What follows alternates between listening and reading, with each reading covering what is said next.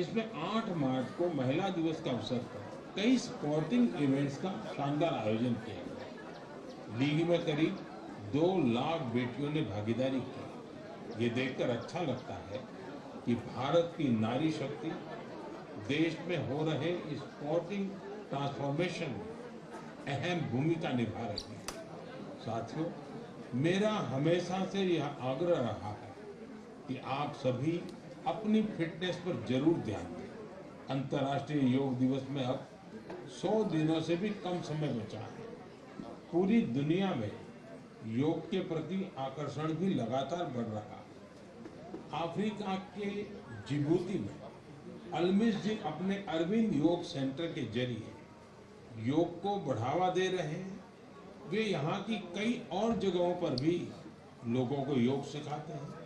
आप में से कई लोगों ने इंस्टाग्राम कंटेंट क्रिएटर युवराज दुआ की पोस्ट पर मेरे इस रिप्लाई को लेकर कमेंट्स किए। उन्होंने मुझसे आग्रह किया था कि मैं उनके पिता से कहूं कि वे शुगर इंटेक कम करें। मुझे खुशी है कि मेरे अनुरोध का उनके पिता पर सकारात्मक प्रभाव पड़ा है। मैं आप सभी से आग्रह करूंगा कि आप भी शुगर इंटेक को कम करें और जैसा मैंने पहले भी कहा है, हमें खाने के तेल में 10% की कटौती भी करनी है। इन छोटे छोटे प्रयासों से आप मोटापे और लाइफस्टाइल से जुड़ी बीमारियों से दूर रहेंगे। मेरे प्यारे देशवासियों, एक पुरानी कहावत है, करत करत अभ्यास के जड़ मत होत सुजान। यानी जब हम निरंतर अभ्यास करते हैं तो उतनी ही ज्यादा बुद्धिमत्ता हासिल करते जाते हैं। लोग भी सबसे बेहतर तब सीखते हैं जब उनकी सक्रिय भागीदारी होती है। मुझे बेंगलुरु में शिक्षा से जुड़े एक यूनिक प्रयास के बारे में जानकारी मिली है। यहाँ एक टीम प्रयोग इंस्टीट्यूट ऑफ एजुकेशन रिसर्च चला रही है। इस टीम का रिसर्च प्रोजेक्ट पर विशेष फोकस है। यह टीम स्कूल लेवल पर साइंस एजुकेशन को लोकप्रिय बनाने में जुटी है। उन्होंने अन्वेषण नाम का एक प्रयोग किया। इसके जरिए 9वीं से 12वीं क्लास तक के स्टूडेंट्स को केमिस्ट्री, अर्थ साइंसेज और वेलनेस जैसे क्षेत्रों में इनोवेशन करने का मौका मिलता है। इससे स्टूडेंट्स को रिसर्च का बहुत अच्छा अनुभव हासिल होता है। साथ ही अपने प्रोजेक्ट्स को पब्लिश करने का प्लेटफॉर्म भी मिलता है। साथियों, परीक्षा पे चर्चा के दौरान कुछ स्टूडेंट्स ने मुझे बताया था कि वे साइंस पढ़ना तो चाहते हैं, लेकिन उन्हें इससे डर भी लगता है। इस दिशा में प्रयोग की टीम का प्रयास बहुत ही सराहनीय है। यह पहल स्टूडेंट्स को साइंस के साथ जुड़ने और प्रैक्टिकली कुछ करके दिखाने का मौका देती है। जब हम किसी चीज को खुद करके देखते हैं तो जिज्ञासा और रुचि पैदा होती है। कौन जानता है कि मेरे युवा साथियों में ही कोई आने वाले समय का बेहतरीन साइंटिस्ट हो। साथियों, शिक्षा के माध्यम से अतीत को संरक्षित करने और भविष्य को तैयार करने का एक प्रयास नागा समुदाय भी कर रहा है। इस समुदाय के लोग अपनी आदिवासी परंपराओं का बहुत सम्मान करते हैं। वो इस पर गर्व तो करते ही हैं, साथ ही अपनी अप्रोच को आधुनिक भी रखते हैं। नागा ट्राइब्स में मोरुंग लर्निंग की एक पारंपरिक व्यवस्था थी। इसमें बुजुर्ग लोग अपने अनुभवों से युवाओं को पारंपरिक ज्ञान, इतिहास और लाइफ स्किल्स के बारे में बताते थे। समय के साथ यह सिस्टम अब मोरुंग कॉन्सेप्ट ऑफ एजुकेशन में बदल गया है। इसके माध्यम से बच्चों में गणित और विज्ञान जैसे विषयों में रुचि पैदा की जाती है। इसमें समुदाय के बुजुर्ग उन्हें कहानियां, लोकगीत और पारंपरिक खेलों के साथ लाइफ स्किल्स सिखाते हैं। इस तरह हमारा नागालैंड अपनी सांस्कृतिक विरासत को सुरक्षित रखते हुए बच्चों की शिक्षा को आगे ले जा रहा है। आपको भी अपने क्षेत्र में ऐसे प्रयासों के बारे में पता चले तो मुझे जरूर शेयर कीजिएगा।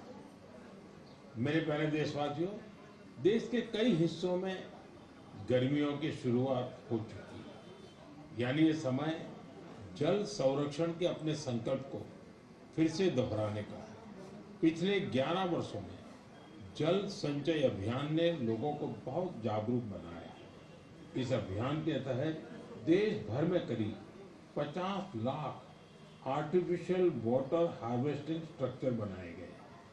मुझे ये देखकर अच्छा लगता है कि अब जल संकट से निपटने के लिए गांव-गांव में सामुदायिक स्तर पर प्रयास होने लगे। कहीं पुराने तालाबों की सफाई हो रही है, कहीं बरसात के जल को सहेजने के लिए प्रयास किया जा रहा है। अमृत सरोवर अभियान के तहत भी देश भर में करीब 70,000 अमृत सरोवर बनाए गए हैं। बारिश का मौसम आने से पहले इन सरोवरों की साफ सफाई भी शुरू हो गई है। आज मैं आपसे कुछ प्रेरक उदाहरण भी साझा करना चाहता हूँ। ये उदाहरण बताते हैं कि जन भागीदारी से जल संरक्षण का काम इतना व्यापक हो जाता है। साथियों, त्रिपुरा की जम्पुई पहाड़ियों में बसा वागमुन गांव 3000 फीट की ऊंचाई पर बसा है। ये गांव पानी के गंभीर संकट का सामना कर रहा है। गर्मियों के दिनों में गांव के लोग पानी के लिए लंबी दूरी तय करते थे। आखिरकार गांव के लोगों ने बारिश की हर बूंद को सहेजने का निर्णय किया। आज वांगमुन गांव के लगभग हर घर में rooftop rain water harvesting system स्थापित हो गया है। जो गांव कभी पानी की कमी से जूझ रहा था, वो जल संरक्षण की एक प्रेरक मिसाल बन गया है।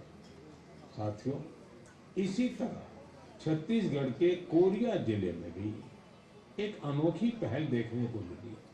यहाँ के किसानों ने एक सरल लेकिन प्रभावशाली आइडिया पर काम किया। यहाँ के किसानों ने अपने खेतों में छोटे छोटे रिचार्ज तालाब और सोख्ता गड्ढे बनाए, जिससे बारिश का पानी खेतों में ही रुकने लगा और धीरे धीरे वह जमीन के अंदर जाने लगा। आज इस क्षेत्र के 1200 से अधिक किसान इस मॉडल को अपना चुके हैं और गांव का ग्राउंड वाटर लेवल बहुत बेहतर हो गया है। इसी तरह तेलंगाना के मंचिरियाल जिले के मुदिगुंटा गांव में भी लोगों ने मिलकर पानी की समस्या दूर की। गांव के 400 परिवारों ने अपने घरों में सॉकपिट बनाया और वाटर कंजर्वेशन का जन आंदोलन बना दिया। इससे गांव का ग्राउंड वाटर लेवल बेहतर हुआ है।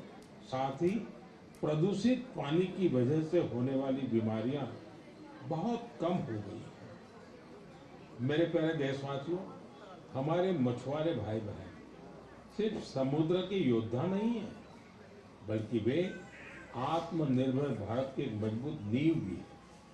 वे सुबह होने से पहले समंदर की लहरों से जूझते हुए अपने परिवार के साथ साथ देश की अर्थव्यवस्था को मजबूती देने में जुट जाते हैं। ऐसे मेहनतकश मछुआरों का जीवन आज कई तरह से आसान बनाया जा रहा है।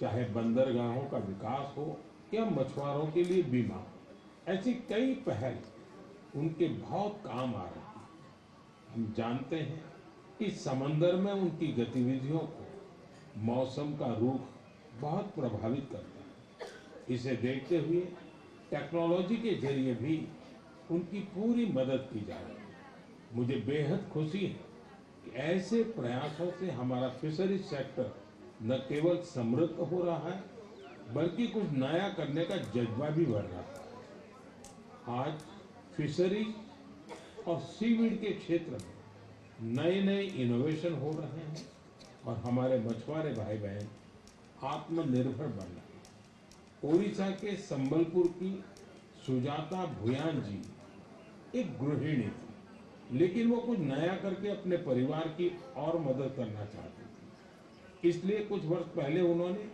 हीराकुंड रिजर्वायर में फिश फार्मिंग शुरू की।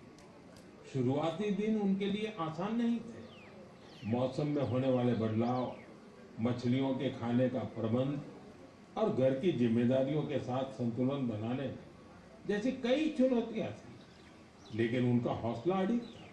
केवल 2-3 वर्ष के भीतर उन्होंने अपने प्रयास को एक फलते फूलते बिजनेस में बदल दिया। आज उनकी सफलता समुदाय की महिलाओं के लिए उम्मीद की नई किरण बन गई। साथियों, लक्षद्वीप में मिनिकॉय की हावा गुलजार जी की कहानी हमारी माताओं बहनों की अद्भुत संकल्प शक्ति को सामने लाती है। दरअसल वे एक फिश प्रोसेसिंग यूनिट चलाती थी, लेकिन उन्हें लगा कि उनके पास एक अच्छा कोल्ड स्टोरेज हो तो वे और बेहतर कर सकती। इसलिए उन्होंने कोल्ड स्टोरेज यूनिट लगाने का फैसला किया। आज यही उनकी ताकत बन चुका है और वे बेहतर प्लानिंग के साथ कारोबार कर पा रहे हैं। साथियों, देश में आज हर तरफ ऐसे प्रयास हो रहे हैं जो प्रेरित करने वाले हैं। बेलगावी के शिवलिंग सतप्पा हुद्दार में पारंपरिक खेती से अलग रास्ता चुना। इसके लिए उन्होंने एक पॉन्ड फार्म बनाया। इस कारोबार के लिए उन्हें ट्रेनिंग भी मिली। अब अपने पॉन्ड से मछलियों की बिक्री कर वे अच्छी कमाई कर रहे हैं। वहीं सीवीड की मांग को देखते हुए कई लोगों ने सीवीड कल्टीवेशन को भी अपनाया। इसका उन्हें बड़ा लाभ भी हो रहा है। मैं एक बार फिर फिशरीज सेक्टर से जुड़े सभी लोगों की सराहना करता हूँ। हमारी इकोनॉमी को सशक्त बनाने के लिए उनका प्रयास बेहद प्रशंसनीय है। मेरे प्यारे देशवासियों, जब समाज खुद आगे आता है तो छोटे छोटे प्रयास भी बड़े बदलाव की नींव बन जाते हैं। हमारे देश के अलग अलग हिस्सों में ऐसे कई उदाहरण सामने आ रहे हैं जो हमें यही सिखाते हैं। हाल ही में उत्तर प्रदेश के वाराणसी में एक प्रेरक प्रयास देखने को मिला। वहां एक ही घंटे में 2,51,000 से अधिक पौधे लगाए गए और एक नया गिनीज वर्ल्ड रिकॉर्ड बना। इस प्रयास की सबसे खास बात ये रही, इसमें हजारों लोग एक साथ जुड़े। छात्र, जवान, स्वयंसेवी संगठन, अलग अलग संस्थाएं, सबने मिलकर इस काम को संभव बनाया। जन भागीदारी का यही स्वरूप एक पेड़ मां के नाम अभियान के दौरान भी दिखता है। इस अभियान के तहत देश भर में करोड़ों पेड़ लगाए गए। साथियों, नागालैंड के चिजामी गांव से भी एक बहुत प्रेरक प्रयास सामने आया। चिजामी गांव की महिलाएं मिलकर 150 से अधिक वैरायटी के पारंपरिक बीजों को सुरक्षित रख रही है। इन बीजों को एक कम्युनिटी सीड बैंक में संरक्षित किया जा रहा है, जिसे गांव की महिलाएं ही चलाती हैं। इनमें चावल, बाजरा, मक्का, दालें, सब्जियां और कई तरह की जड़ी बूटियां शामिल हैं।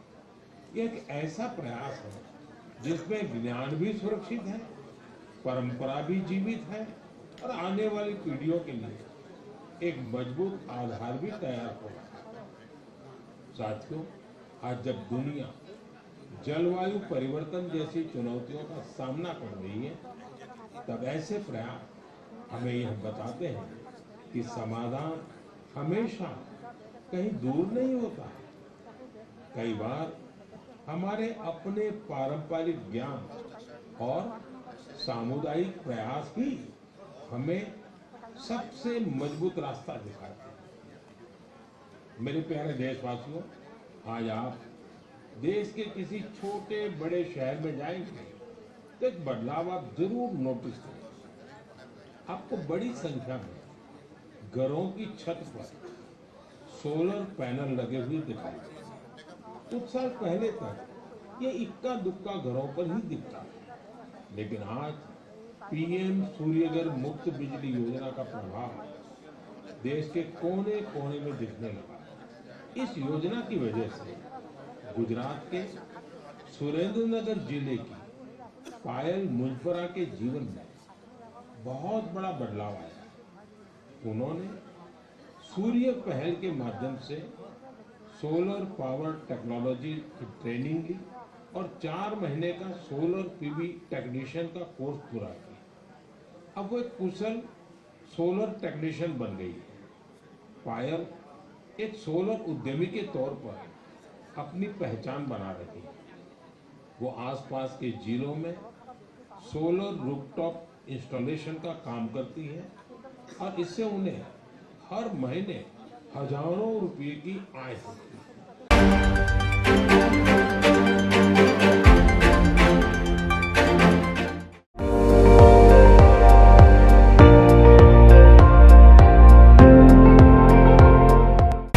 আপুনি চাই আছে ND24 সৰ্বশ্ৰেষ্ঠ নহয় সৰ্বোত্তমৰ দৌৰ।